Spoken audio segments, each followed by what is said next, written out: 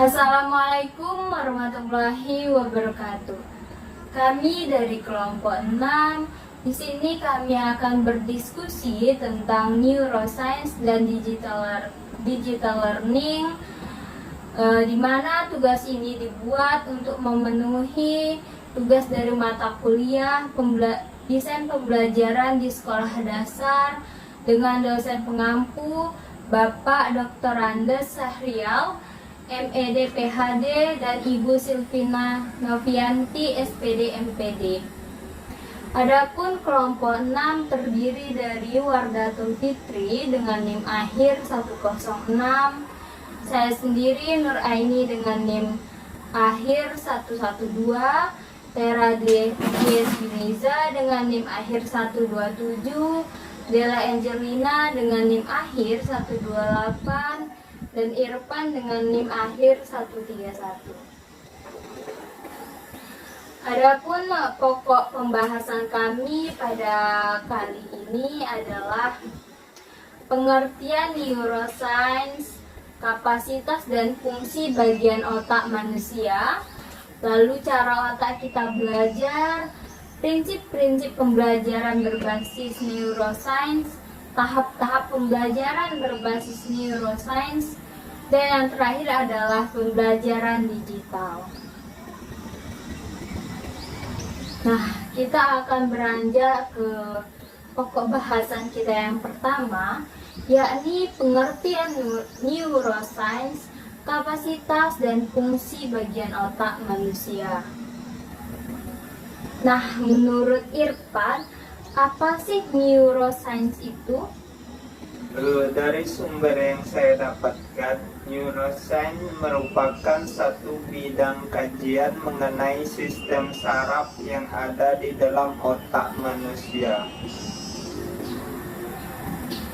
Neuroscience juga mengkaji mengenai kesadaran dan kepekaan dari segi biologi, persepsi, ingatan, dan kaitannya dengan pembelajaran.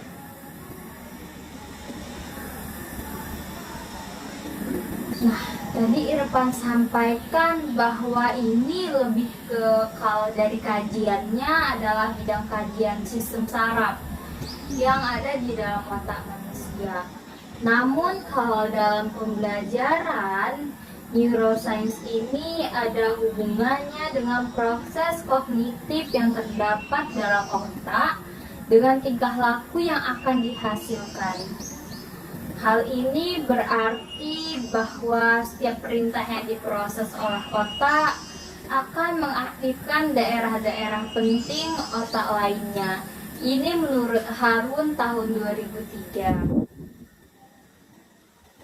Nah, sedangkan banyak para ahli lagi, salah satunya Skynager tahun 2011, menyebutkan bahwa neuroscience adalah suatu bidang penelitian saintifik tentang sistem saraf, utamanya otak.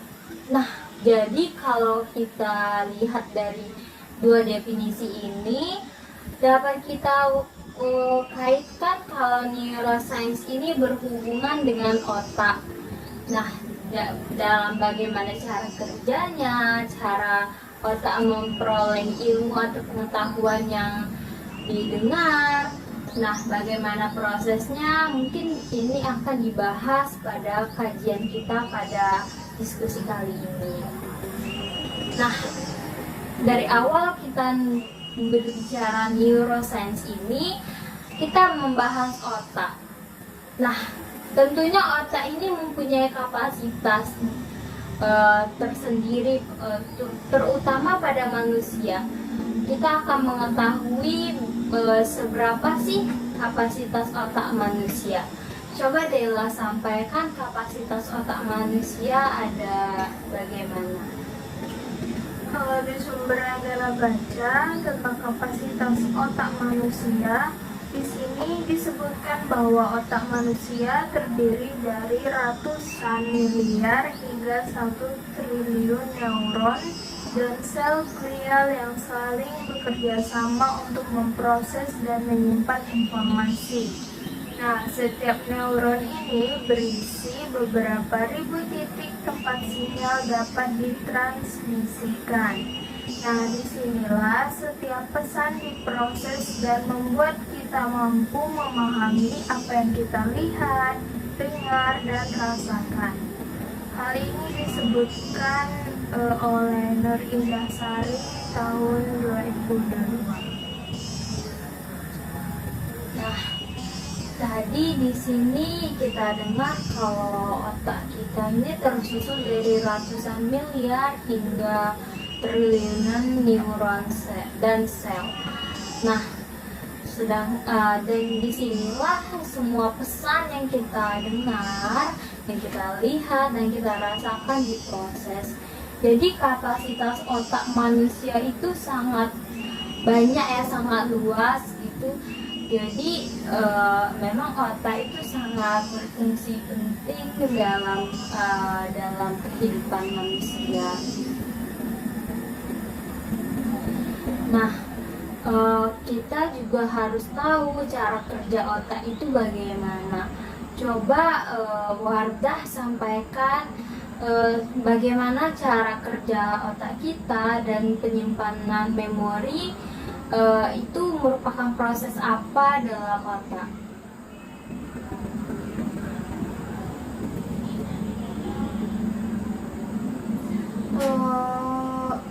Otak itu bekerja atau penyimpanan memori merupakan proses kompleks yang mencakup 3 fase.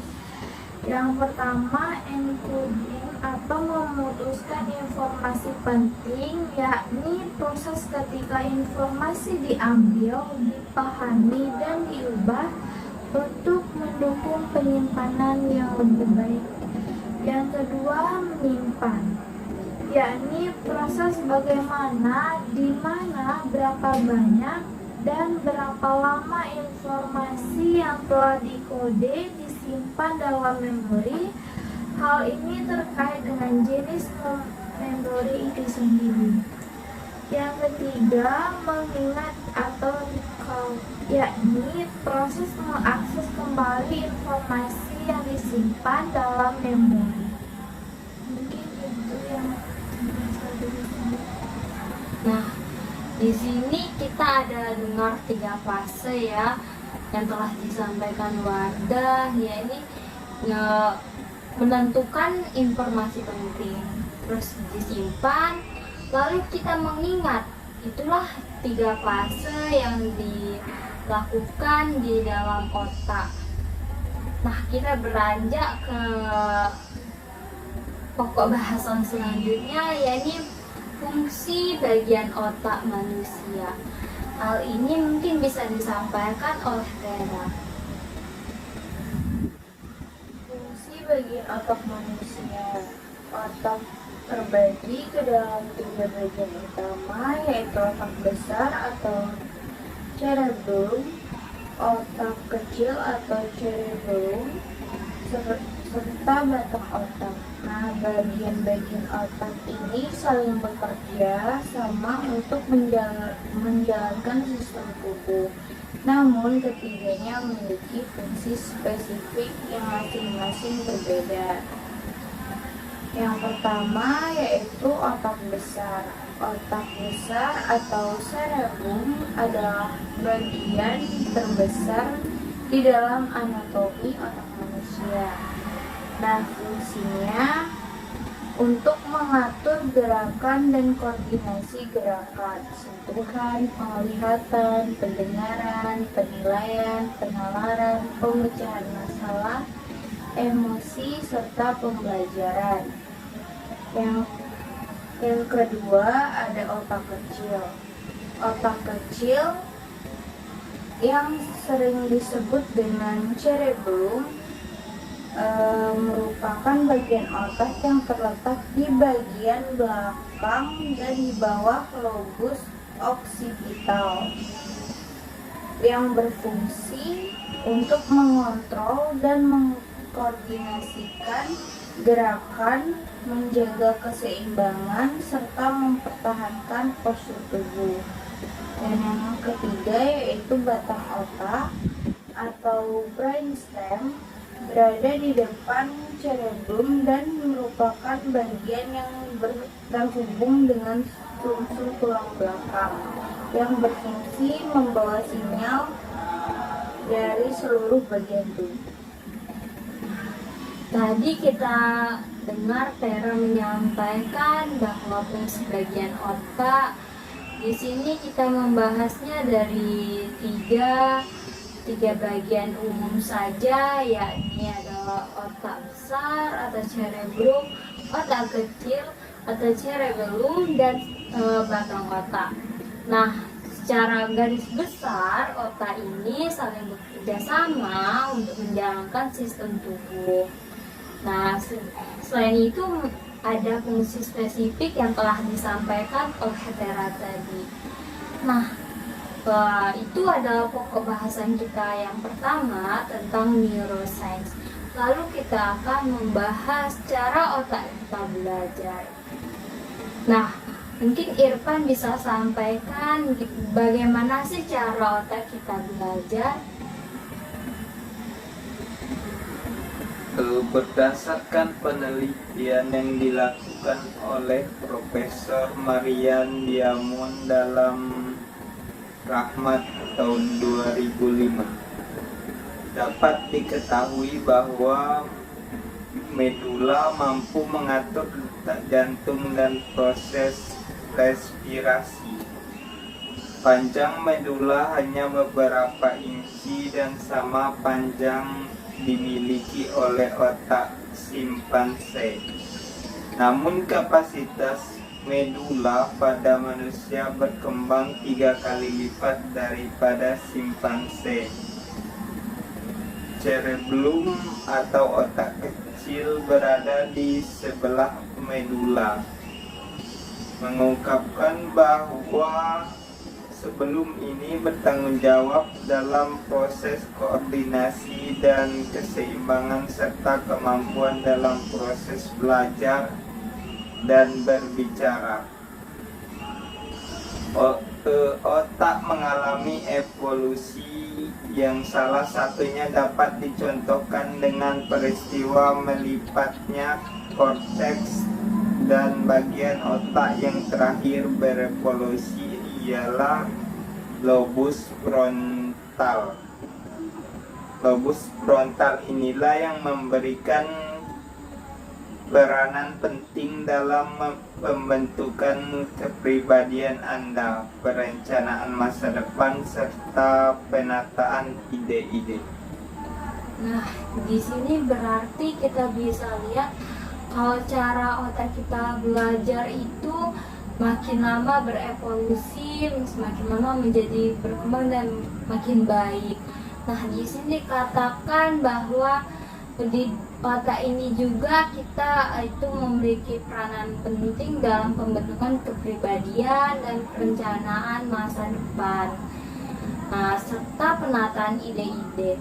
Selain itu, kita ketahui juga dari pemaparan fungsi bagian otak tadi bahwa otak ini menjadi pengendali dari segala gerakan, segala hal-hal yang kita dengar itu dikendalikan oleh otak dan diproses, nanti baru kita ingat.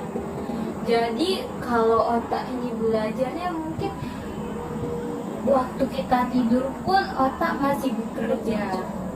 Jadi memang otak kalau belajar itu nggak kenal waktu dan evolusinya memang sangat luar biasa. Nah, selanjutnya kita akan membahas prinsip-prinsip pembelajaran berbasis neuroscience. Nah, prinsip-prinsip ini akan disampaikan oleh Dela. Baiklah, jadi ada beberapa prinsip pembelajaran berbasis neuroscience yang perlu kita perhatikan agar pembelajaran itu mampu mengoptimalkan potensi kecerdasan otak peserta didik. Nah, ini disebutkan menurut Greg tahun 2022. Yang pertama yaitu pembelajaran terkait penyerapan informasi paling baik dilakukan di pagi hari, sedangkan waktu terbaik untuk pengulangan, pengolahan, dan refleksi informasi paling baik dilakukan di waktu sore hari. Yang kedua, pembelajaran akan membantu otak untuk tetap mempertahankan perhatiannya jika peserta didik setiap 90 menit diberi kesempatan untuk melakukan gerakan peregangan otot atau relaksasi tubuh dengan tenang sekitar 10 menit. Yang ketiga, belahan otak kanan dan kiri kita mengalami siklus efisiensi secara bergantian setiap 90 sampai 100 menit. Terus yang keempat, pembelajaran akan lebih optimal apabila kita mampu mengembangkan belahan otak kanan dan kiri secara seimbang. Yang kelima, pembelajaran akan mencapai hasil terbaik apabila difokuskan pada pembahasan materi, dipecah dan difokuskan kembali pada pembahasan materi. Yang keenam, pembelajaran akan menarik perhatian otak jika memperhatikan perubahan gerakan, cahaya, kekontrasan, dan warna. Yang ketujuh, proses pembelajaran agar optimal perlu memperhatikan beberapa faktor lingkungan seperti suhu ruangan, pilihan warna kelas, desain warna tampilan media, pengaturan ruang kelas, pencahayaan, tanaman, musik, aroma, ketersediaan air minum, dan media pembelajaran. Selanjutnya ada proses pembelajaran. Agar proses pembelajaran lebih optimal akan terjadi jika peserta didik memperoleh asupan gizi dan nutrisi yang cukup sehingga anak memiliki hemoglobin dalam darah atau HB yang tinggi. Dan yang terakhir, tingkatkan kondisi emosional positif peserta didik dengan kegiatan-kegiatan yang menyenangkan, permainan, humor, dan perhatian personal. Nah, ternyata banyak sekali prinsip yang harus kita perhatikan agar pelajaran mampu mengoptimalkan potensi kecerdasan otak. Nah, mungkin ini prinsip-prinsip dapat kita terapkan dalam kehidupan sehari-hari agar pembelajaran tersebut dapat kita serap dan kita terima dengan baik ilmunya. Dan mungkin kita sebagai guru masa depan nanti kita bisa sampaikan informasi ini dan prinsip-prinsip ini kepada orang tua selaku yang paling sering dengan anaknya di rumah untuk menerapkan prinsip-prinsip pembelajaran berbasis neuroscience ini. Nah, kita beranjak lagi ke tahap-tahap pembelajaran berbasis neuroscience. Ini akan disampaikan oleh Wardah. Baik, tahap-tahap pembelajaran berbasis neuroscience itu terdapat 5 tahap. Yang pertama yaitu tahap persiapan, merupakan tahap pemberian kerangka kerja bagi pembelajaran baru dan mempersiapkan otak peserta didik dengan koneksi-koneksi yang memungkinkan. Yang kedua, tahap akuisisi, yakni tahap penciptaan koneksi di mana neuron-neuron dapat saling berkomunikasi antara satu dengan yang lainnya. Yang ketiga, tahap elaborasi atau tahap koreksi kesalahan dan pendalaman, yang merupakan tahap untuk memastikan apakah materi yang dikuasai peserta didik adalah ilmu yang benar dan akurat. Yang keempat, tahap formasi memori, merupakan tahap merekatkan ikatan koneksi antar neuron agar lebih kuat. Di antara dapat dilakukan dengan cara menyediakan waktu khusus untuk peserta didik melakukan perenungan terkait materi yang baru selesai dipelajari. Yang kelima, tahap integrasi fungsional atau penggunaan yang diperluas. Mungkin itu tahapan dari pembelajaran berbasis neuroscience. Nah, ternyata tahap-tahap pembelajaran berbasis neuroscience ini tidak jauh berbeda dengan tahap pembelajaran kita pada umumnya. Nah, di sini ada tahap persiapan. Mungkin kalau kita di proses pembelajaran ini pendahuluan, mulai dari kita mengabsen anak, mulai dari kita ice breaking dan segala macam. Lalu ada tahap akuisisi, ini mulai kepada kegiatan inti. Nah, tahap elaborasi ini bisa di kegiatan penutup pembelajaran. Nah, tahap yang formasi memori dan integrasi fungsional ini terkait dengan refleksi kita dalam kegiatan pembelajaran. Ternyata kita belajar mau menggunakan neuroscience atau menggunakan mode-mode pembelajaran lain, tetapi tahap-tahapannya juga masih sama. Mungkin kita bisa perhatikan lebih mendalam besok jika mau menggunakan pembelajaran yang berbasis neuroscience ini. Karena memang agak ribet pembelajaran neuroscience karena ini berkaitan dengan otak. Kalau di sekolah dasar mungkin agak sulit sih kita menggunakan pembelajaran berbasis neuroscience ini. Nah, terakhir kita belajar digital learning atau pembelajaran digital. Nah, di sini sebelum jauh-jauh kita membahas bagaimana digital learning ini, tentu kita harus mengetahui apa konsep dari pembelajaran digital atau digital learning.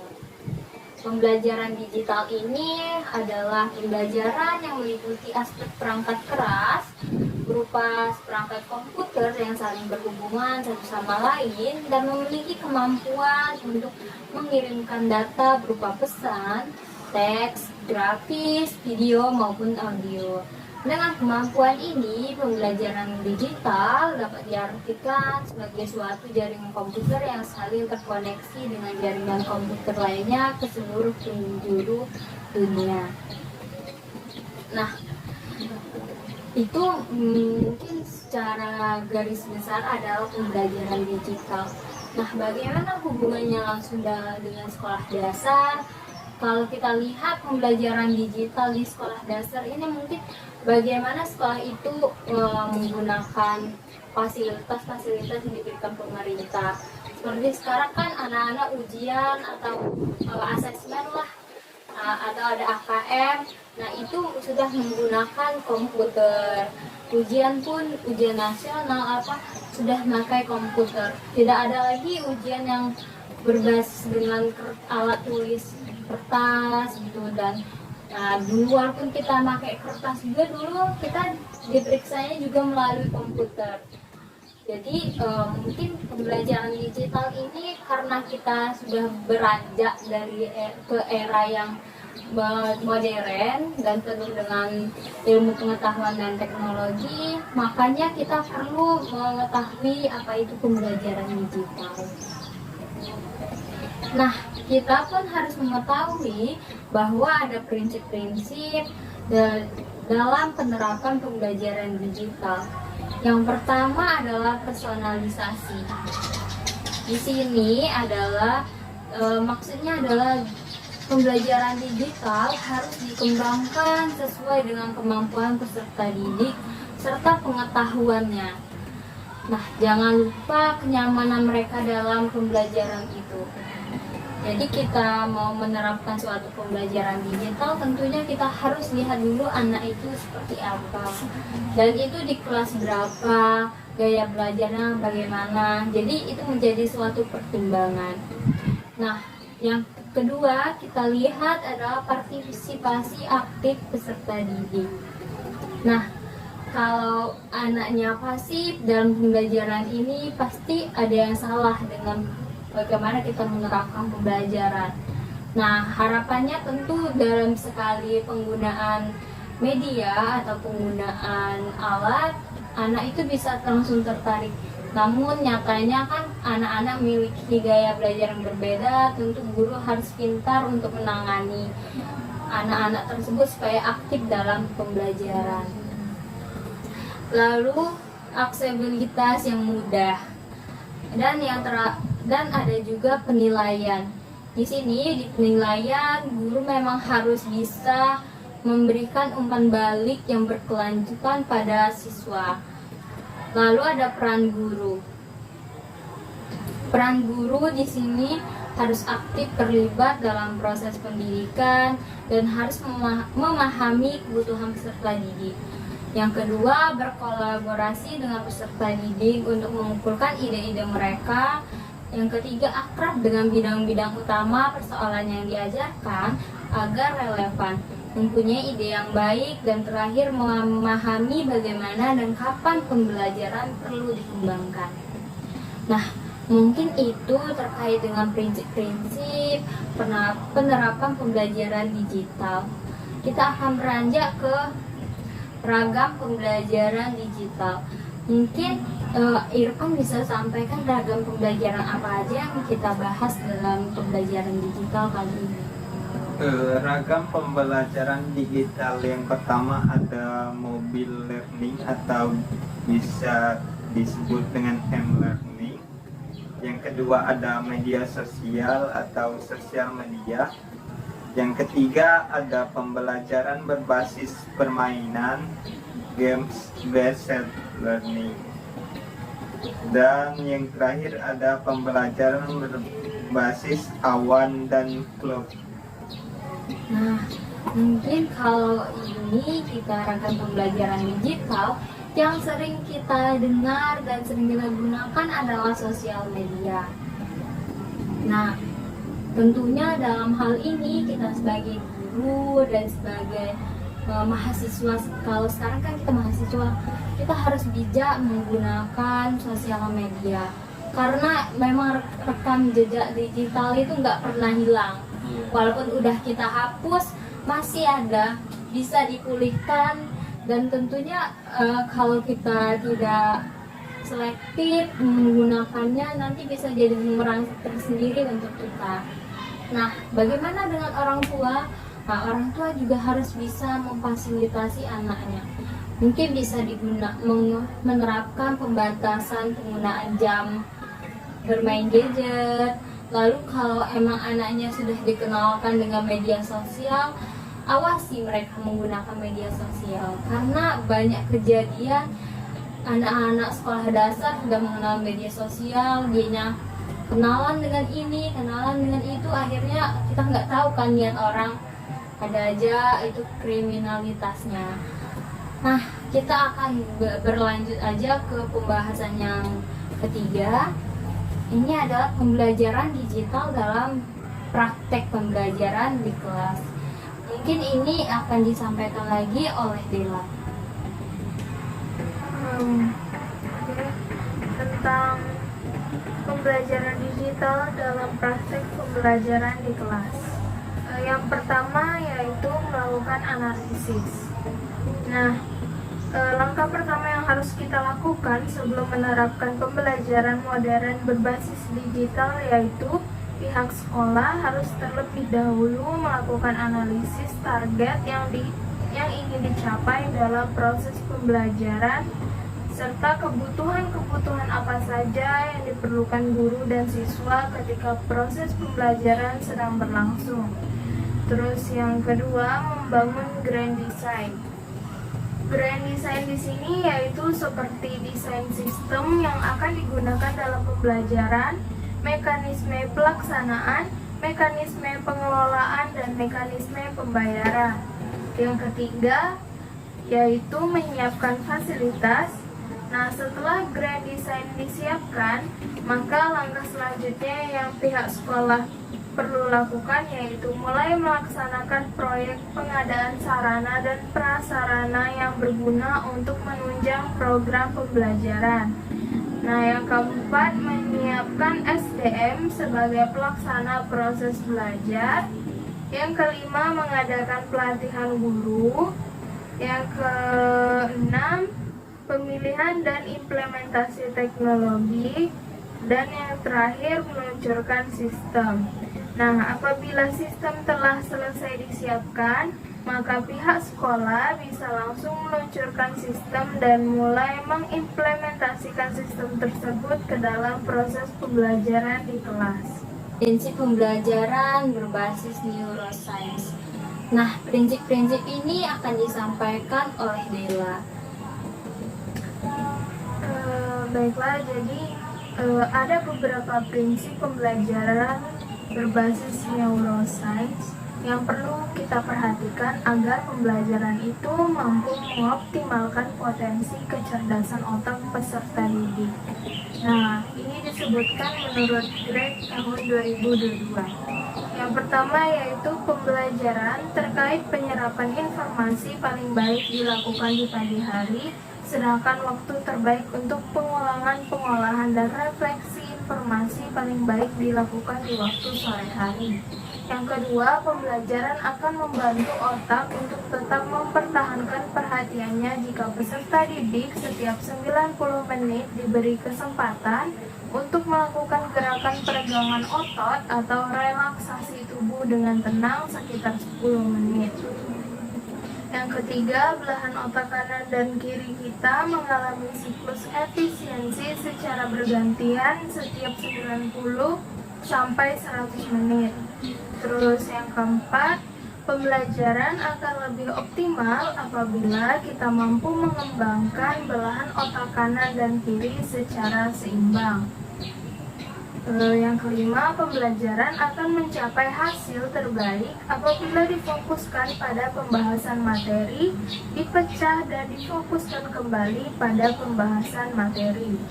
Yang keenam, pembelajaran akan menarik perhatian otak jika memperhatikan perubahan gerakan, cahaya, kekontrasan, dan warna. Yang ketujuh, proses pembelajaran agar optimal perlu memperhatikan beberapa faktor lingkungan seperti suhu ruangan, pilihan warna kelas, desain warna tampilan media, pengaturan ruang kelas, pencahayaan, tanaman, musik, aroma, ketersediaan air minum, dan media pembelajaran. Selanjutnya ada proses pembelajaran. Agar proses pembelajaran lebih optimal akan terjadi jika peserta didik memperoleh asupan gizi dan nutrisi yang cukup sehingga anak memiliki hemoglobin dalam darah atau HB yang tinggi. Dan yang terakhir, tingkatkan kondisi emosional positif peserta didik dengan kegiatan-kegiatan yang menyenangkan, permainan, humor, dan perhatian personal. Nah, ternyata banyak sekali prinsip yang harus kita perhatikan agar pelajaran mampu mengoptimalkan potensi kecerdasan otak. Nah, mungkin ini prinsip-prinsip dapat kita terapkan dalam kehidupan sehari-hari agar pembelajaran tersebut dapat kita serap dan kita terima dengan baik ilmunya. Dan mungkin kita sebagai guru masa depan nanti kita bisa sampaikan informasi ini dan prinsip-prinsip ini kepada orang tua selaku yang paling sering dengan anaknya di rumah untuk menerapkan prinsip-prinsip pembelajaran berbasis neuroscience ini. Nah, kita beranjak lagi ke tahap-tahap pembelajaran berbasis neuroscience. Ini akan disampaikan oleh Wardah. Baik, tahap-tahap pembelajaran berbasis neuroscience itu terdapat 5 tahap. Yang pertama yaitu tahap persiapan, merupakan tahap pemberian kerangka kerja bagi pembelajaran baru dan mempersiapkan otak peserta didik dengan koneksi-koneksi yang memungkinkan. Yang kedua, tahap akuisisi, yakni tahap penciptaan koneksi di mana neuron-neuron dapat saling berkomunikasi antara satu dengan yang lainnya. Yang ketiga, tahap elaborasi atau tahap koreksi kesalahan dan pendalaman, yang merupakan tahap untuk memastikan apakah materi yang dikuasai peserta didik adalah ilmu yang benar dan akurat. Yang keempat, tahap formasi memori, merupakan tahap merasakan ikatan koneksi antar neuron agar lebih kuat. Di antara dapat dilakukan dengan cara menyediakan waktu khusus untuk peserta didik melakukan perenungan terkait materi yang baru selesai dipelajari. Yang kelima, tahap integrasi fungsional atau penggunaan yang diperluas. Mungkin itu tahapan dari pembelajaran berbasis neuroscience. Nah, ternyata tahap-tahap pembelajaran berbasis neuroscience ini tidak jauh berbeda dengan tahap pembelajaran kita pada umumnya. Nah, di sini ada tahap persiapan. Mungkin kalau kita di proses pembelajaran ini pendahuluan, mulai dari kita mengabsen anak, mulai dari kita ice breaking dan segala macam. Lalu ada tahap akuisisi, ini mulai kepada kegiatan inti. Nah, tahap elaborasi ini bisa di kegiatan penutup pembelajaran. Nah, tahap yang formasi memori dan integrasi fungsional ini terkait dengan refleksi kita dalam kegiatan pembelajaran. Ternyata kita belajar mau menggunakan neuroscience atau menggunakan mode-mode pembelajaran lain, tetapi tahap-tahapannya juga masih sama. Mungkin kita bisa perhatikan lebih mendalam besok jika mau menggunakan pembelajaran yang berbasis neuroscience ini. Karena memang agak ribet pembelajaran neuroscience karena ini berkaitan dengan otak. Kalau di sekolah dasar mungkin agak sulit sih kita menggunakan pembelajaran berbasis neuroscience ini. Nah, terakhir kita belajar digital learning atau pembelajaran digital. Nah, di sini sebelum jauh-jauh kita membahas bagaimana digital learning ini, tentu kita harus mengetahui apa konsep dari pembelajaran digital atau digital learning. Pembelajaran digital ini adalah pembelajaran yang meliputi aspek perangkat keras berupa perangkat komputer yang saling berhubungan satu sama lain dan memiliki kemampuan untuk mengirimkan data berupa pesan, teks, grafis, video maupun audio. Dengan kemampuan ini, pembelajaran digital dapat diartikan sebagai suatu jaringan komputer yang saling terkoneksi dengan jaringan komputer lainnya ke seluruh penjuru dunia. Nah, itu mungkin secara garis besar adalah pembelajaran digital. Nah, bagaimana hubungannya langsung dengan sekolah dasar? Kalau kita lihat pembelajaran digital di sekolah dasar ini mungkin bagaimana sekolah itu menggunakan fasilitas-fasilitas yang diberikan pemerintah. Seperti sekarang kan anak-anak ujian atau asesmen lah, atau ada AKM. Nah, itu sudah menggunakan komputer. Ujian pun ujian nasional sudah memakai komputer. Tidak ada lagi ujian yang berbasis dengan alat tulis kertas gitu. Dan dulu walaupun kita pakai kertas juga, dulu kita diperiksanya juga melalui komputer. Jadi mungkin pembelajaran digital ini karena kita sudah beranjak dari ke era yang modern dan penuh dengan ilmu pengetahuan dan teknologi, makanya kita perlu mengetahui apa itu pembelajaran digital. Nah, kita pun harus mengetahui bahwa ada prinsip-prinsip dalam penerapan pembelajaran digital. Yang pertama adalah personalisasi. Di sini adalah maksudnya adalah pembelajaran digital harus dikembangkan sesuai dengan kemampuan peserta didik serta pengetahuannya. Nah, jangan lupa kenyamanan mereka dalam pembelajaran itu. Jadi kita mau menerapkan suatu pembelajaran digital, tentunya kita harus lihat dulu anak itu seperti apa. Dan itu di kelas berapa, gaya belajarnya bagaimana. Jadi itu menjadi suatu pertimbangan. Nah, yang kedua kita lihat adalah partisipasi aktif peserta didik. Nah, kalau anaknya pasif dalam pembelajaran ini, pasti ada yang salah dengan bagaimana kita menerapkan pembelajaran. Nah, harapannya tentu dalam sekali penggunaan media atau penggunaan alat, anak itu bisa langsung tertarik. Namun nyatanya kan anak-anak memiliki gaya belajar yang berbeda. Tentu guru harus pintar untuk menangani anak-anak tersebut supaya aktif dalam pembelajaran.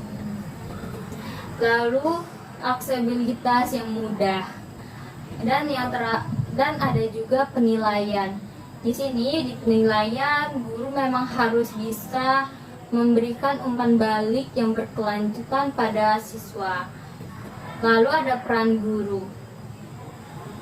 Peran guru di sini harus aktif terlibat dalam proses pendidikan dan harus memahami kebutuhan peserta didik. Yang kedua, berkolaborasi dengan peserta didik untuk mengumpulkan ide-ide mereka. Yang ketiga, akrab dengan bidang-bidang utama persoalan yang diajarkan agar relevan, mempunyai ide yang baik, dan terakhir memahami bagaimana dan kapan pembelajaran perlu dikembangkan. Nah, mungkin itu terkait dengan prinsip-prinsip penerapan pembelajaran digital. Kita akan beranjak ke ragam pembelajaran digital. Mungkin Irfan bisa sampaikan ragam pembelajaran apa aja yang kita bahas dalam pembelajaran digital kali ini. Ragam pembelajaran digital yang pertama ada mobile learning atau bisa disebut dengan m-learning. Yang kedua ada media sosial atau sosial media. Yang ketiga ada pembelajaran berbasis permainan, games based learning. Dan yang terakhir ada pembelajaran berbasis awan dan cloud. Nah, mungkin kalau ini kita ragam pembelajaran digital, yang sering kita dengar dan sering kita gunakan adalah sosial media. Nah, tentunya dalam hal ini kita sebagai guru dan sebagai mahasiswa, kalau sekarang kan kita mahasiswa, kita harus bijak menggunakan sosial media. Karena memang rekam jejak digital itu nggak pernah hilang. Walaupun udah kita hapus, masih ada, bisa dipulihkan. Dan tentunya kalau kita tidak selektif menggunakannya, nanti bisa jadi bumerang tersendiri untuk kita. Nah, bagaimana dengan orang tua? Nah, orang tua juga harus bisa memfasilitasi anaknya. Mungkin bisa menerapkan pembatasan penggunaan jam bermain gadget. Lalu kalau emang anaknya sudah dikenalkan dengan media sosial, awasi mereka menggunakan media sosial. Karena banyak kejadian anak-anak sekolah dasar sudah mengenal media sosial, dianya kenalan dengan ini, kenalan dengan itu, akhirnya kita nggak tahu kan niat orang, ada aja itu kriminalitasnya. Nah, kita akan berlanjut aja ke pembahasan yang ketiga. Ini adalah pembelajaran digital dalam praktek pembelajaran di kelas. Mungkin ini akan disampaikan lagi oleh Dela. Tentang pembelajaran digital dalam praktek pembelajaran di kelas. Yang pertama yaitu melakukan analisis. Nah, langkah pertama yang harus kita lakukan sebelum menerapkan pembelajaran modern berbasis digital yaitu pihak sekolah harus terlebih dahulu melakukan analisis target yang ingin dicapai dalam proses pembelajaran serta kebutuhan-kebutuhan apa saja yang diperlukan guru dan siswa ketika proses pembelajaran sedang berlangsung. Terus yang kedua, membangun grand design.